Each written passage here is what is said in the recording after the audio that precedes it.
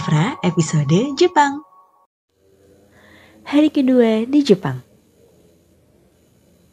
Kegiatan pertama kita langsung ke University of Tokyo, daerah Komaba atau disebut juga biasanya University of Tokyo Komaba Campus.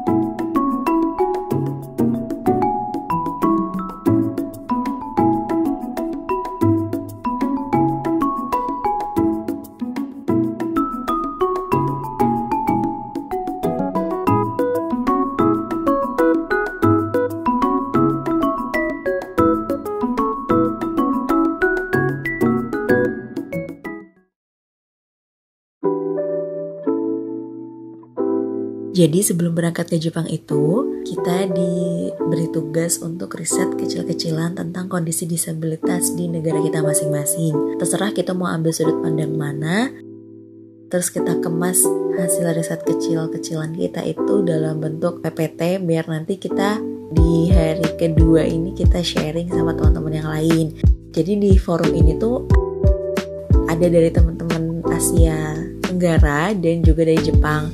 Nah, jadi kalau contohnya misalnya yang dari Indonesia tuh bertiga, ada aku, Kak Zakia, sama Farhan. Kita tuh ambil topik sudut pandang yang beda-beda juga, karena kan kita experience-nya atau apa yang kita dapat juga pasti beda.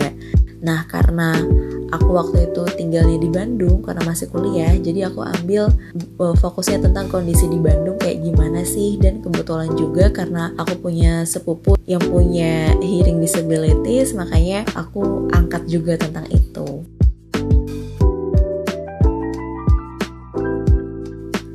Nah, pas sholat zuhur, kita sholat zuhurnya di ruang tatami sebelahnya. Alhamdulillah yang ruangan sebelah tuh kosong, jadi kita bisa pakai untuk sholat. Nah, waktunya makan siang, kita makan di kantin kampusnya University of Tokyo. Yang menarik di sini adalah aku suka banget deh dengan konsep di depan kantinnya itu mereka ngedisplayin makanan-makanan apa yang akan ada di menu hari itu.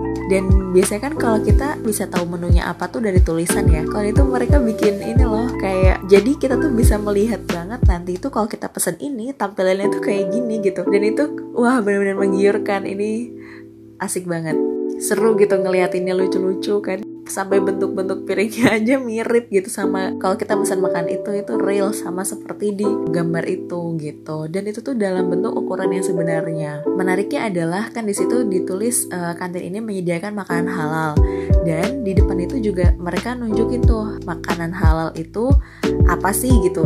Nah, yang aku suka itu adalah mereka tuh mencantumkan definisi halalnya gitu. Dan itu Masya Allah sih, karena jangankan orang yang bukan Islam gitu ya, kadang aja orang Indonesia tuh masih banyak yang berpikir bahwa halal itu sekedar gak ada babi. Jadi mikirnya kalau ayam tuh halal, yang kambing tuh halal dan lain. Padahal bisa jadi ayam itu gak halal kalau disembelihnya gak dengan cara yang sesuai ajaran Islam gitu. Nah di situ tuh mereka mencantumkan halal tuh gak ada babi, terus disembelih dengan cara Islam dan lain gitu. Gak ada campuran bahan alkohol dan lain gitu. Wah itu keren sih, aku salut.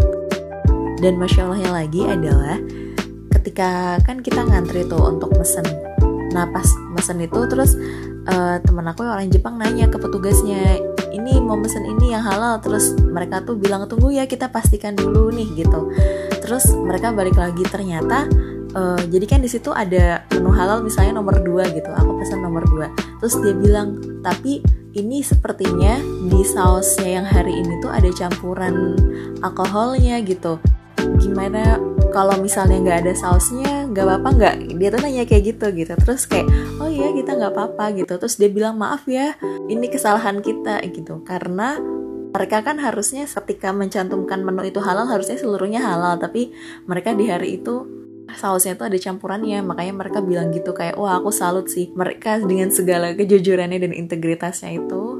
Mereka bilang bahwa di situ ada campuran alkoholnya, jadilah kita mesen menu yang itu tapi tanpa bumbunya gitu.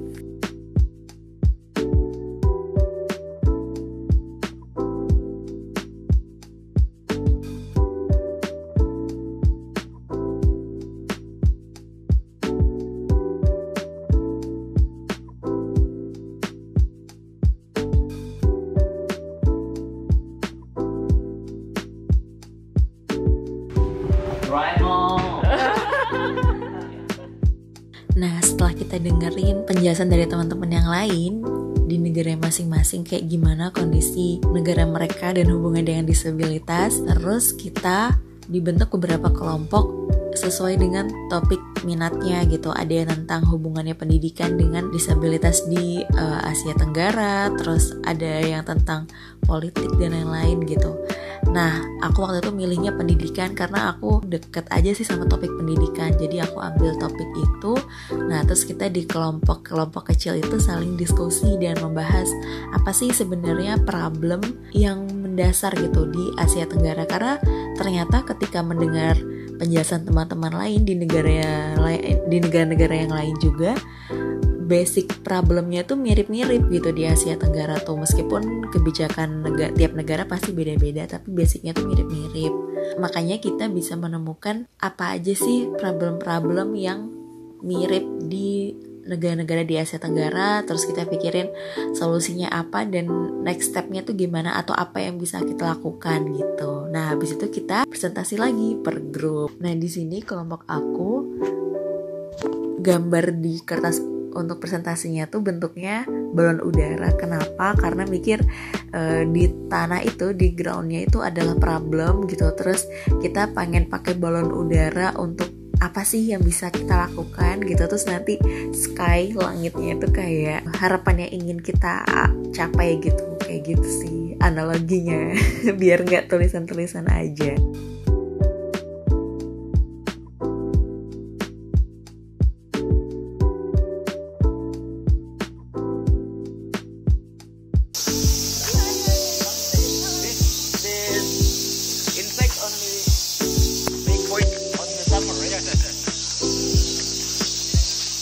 Indonesia